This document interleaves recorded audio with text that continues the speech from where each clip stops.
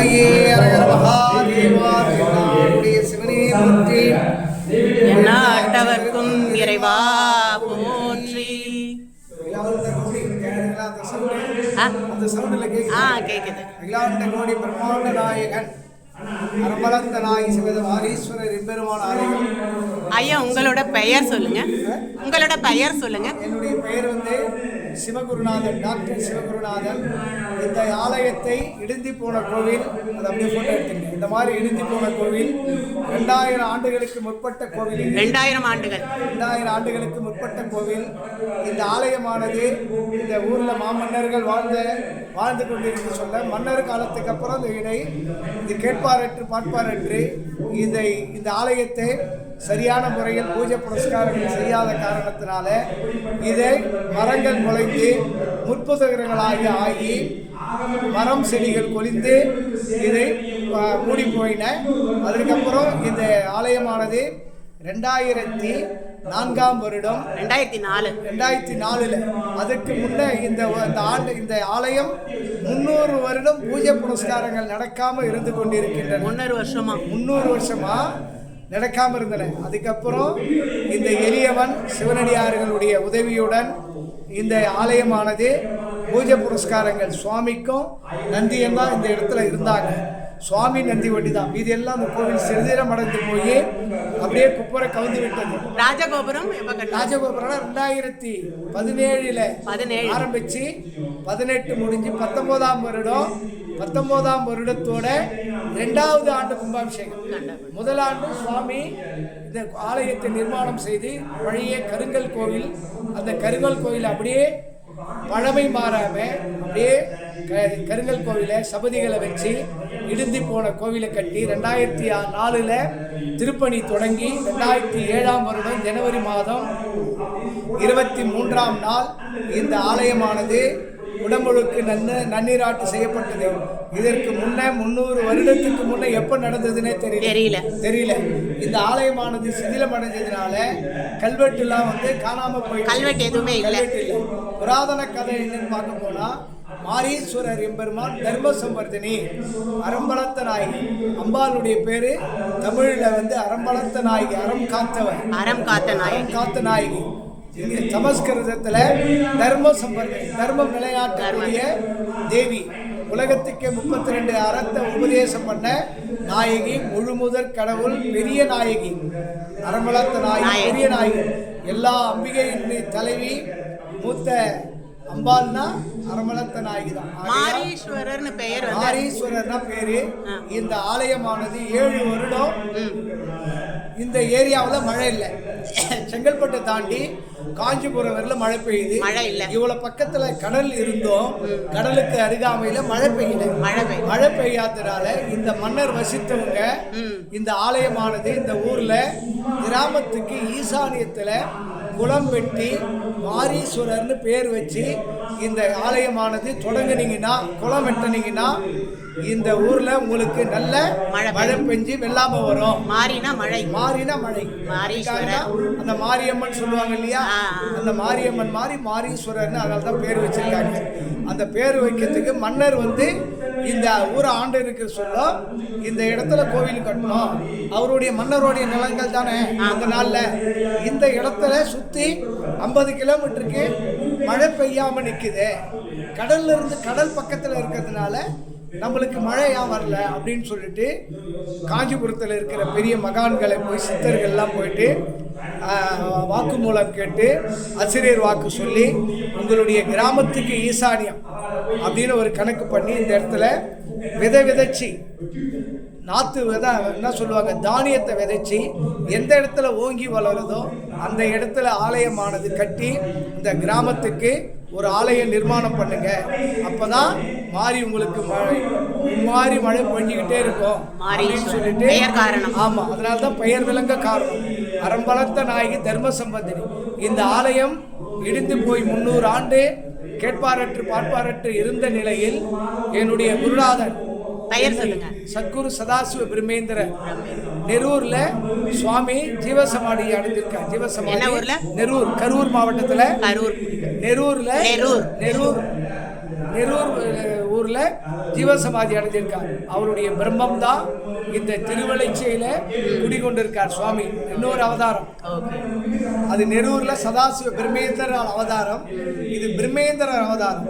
அவருடைய அவதாரம் இந்த 18ஆம் நூற்றாண்டில் அவதரித்து அவர் கூட 23வது நாயன்மாராக இருந்த அவர் தஞ்சாவூர் புதுக்கோட்டை மன்னனுக்கு குருவாக இருந்தார். என்னுடைய குருநாதர் வந்து குருவாக இருந்தார். அந்த குருவாக இருக்க சொல்லும் நான் அந்த தஞ்சை கோவிலில், அந்த புன்னையநல்லூர் முத்து மாரியம்மன் கோவிலில் நான் சுவாமி கிட்ட நான் வந்து ஒரு கணக்கு புள்ளியாக இருந்தேன். அந்த கணக்கு புள்ளியாக இருக்க சொல்ல குரு கிட்ட நான் என்ன கேட்டேன்னா, சுவாமி மகான்கள் தான் மன்னர்கள் தான் இந்த ராஜகோபுரம்லாம் கட்டுவாங்க, கோவில்லாம் கட்டுவாங்களா, நம்மலாம் கட்டுறதுக்கு இறைவன் பாக்கியம் கொடுக்க மாட்டாரா அப்படின்னு சிறுபிள்ளை தினமாக குழந்தையா நான் வந்து ஒரு கேள்வி கேட்டிருக்கேன் என் குருநாதர் யாருன்னா சதாசிவ பிரம்மேந்தர் தான் என் குருநாதர். அப்போது அந்த புதுக்கோட்டை மன்னனுக்கே குரு இவர். புன்னையநல்லூர் முத்து மாரியம்மன் கோவிலுக்கு எந்திர பிரதிஷ்டை செய்திருக்கார். இன்னைக்கு கூட போய் பார்த்தீங்கன்னா புன்னையநல்லூர் முத்து மாரியம்மன் கோவிலில் சுவாமிக்குன்னு ஒரு கல்வெட்டு இருக்கும், சத்குரு சதாசிவ பிரம்மேந்திரால் அப்படின்னு சொல்லிட்டு இருக்கும். சுவாமி அந்த புதுக்கோட்டை மன்னனுக்கு குருவாகவும் ஆசானாகவும் அவர் விளங்கி கொண்டிருந்து பல ஆலயங்கள் கட்டியிருக்கார். கரூரார் சித்தருக்கு ரொம்ப உதவியாக இருந்திருக்கார். அந்த மாதிரி பல சித்தர் புருஷனுடைய அனுகிரகம் குருநாதருக்கு கிடைச்சி அவர் வந்து இங்கே அவதாரம் பண்ணி, அந்த கரூர் அவதாரம் முடிஞ்சிடுச்சு இல்லையா, நெரூரில் ஜீவசமாதி அடைஞ்சார் இல்லையா, அதுக்கப்புறம் இங்கே ஒரு அவதாரம் எடுத்து இந்த ஊர் மக்களுக்கும் சென்னையில் தான் முருடீஸ்வராட்டியில் தான் சுவாமி வந்து சொற்பொழிவு ஆற்றி கொண்டிருந்தார். இன்னொரு அவதாரம் எடுத்து அந்த அவதாரம் பேர் தான் சதாசிவ பிரம்மேந்திரர், சத்குரு ஸ்ரீ சதாசிவ பிரம்மேந்திரர்.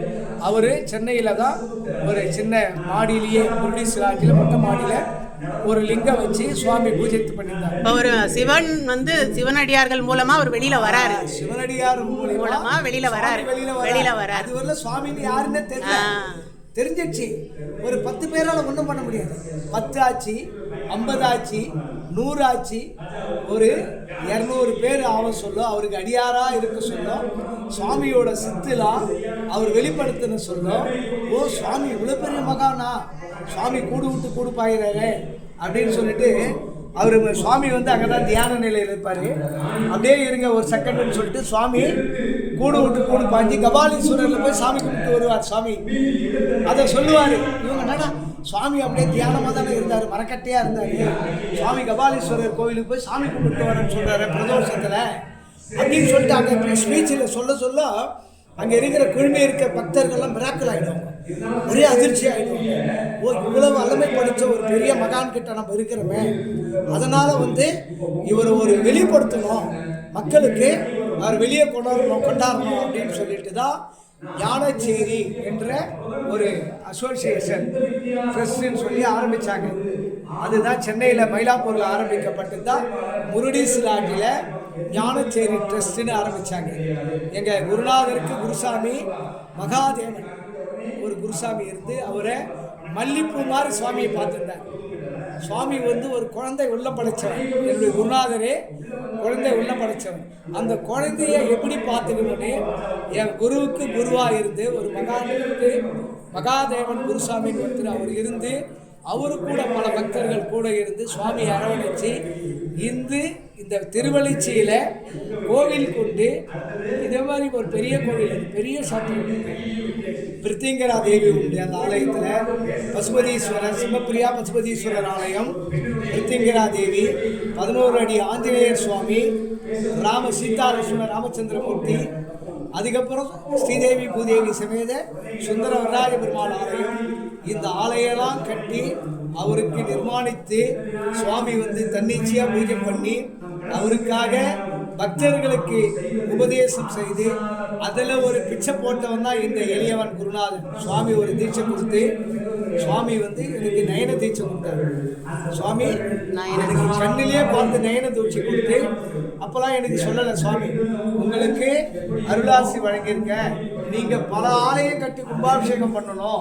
ஊர்ல இருக்கிற எல்லா கோவிலும் உங்களை வைத்து சிறப்பு மிக்க ஊரா நடந்து இந்த கோவில் மன்னாதி மன்னன்கள் வாழ்ந்த ஊர். இந்த தையூர் வந்து 7 சிவாலயம் கொண்ட சப்த விடங்கள். மயிலாப்பூர் மாதிரி, திருவாரூர் மாதிரி 7 சிவாலயம். தையூர்ல 7 சிவாலயம் என்னென்ன இருக்கு? ஃபர்ஸ்ட் அரவளத்த நாயகி சமேத மாரீஸ்வரர் எம்பெருமான், மரகதாம்பிகை சமேத முருகேஸ்வரர் திருக்கோயில், தையல் நாயகி சமேத ஜலகேண்டேஸ்வரர், கருணாம்பிகா சமேத ஆபத் சகாயேஸ்வரர், கோமலாம்பிகா சமேத கோமலீஸ்வரர், பெரிய நாயகி சமேத செங்கன்மாலீஸ்வரர், அழகாம்பிகா சமேத அழகீஸ்வரர். 7 சிவாலயம் கொண்ட சப்தவிடங்கள் திருத்தையூர். 3 பெருமாள் கோவில், நின்ற, இருந்த, கிடந்த 3 விஷ்ணு ஆலயம். இதுல ஒரு ஆலயம் தான் கண்டுபிடிக்கப்பட்டு பூமியில ஒரு பஞ்சாயத்து ஆபீஸ் அதில் வச்சிருந்தாங்க.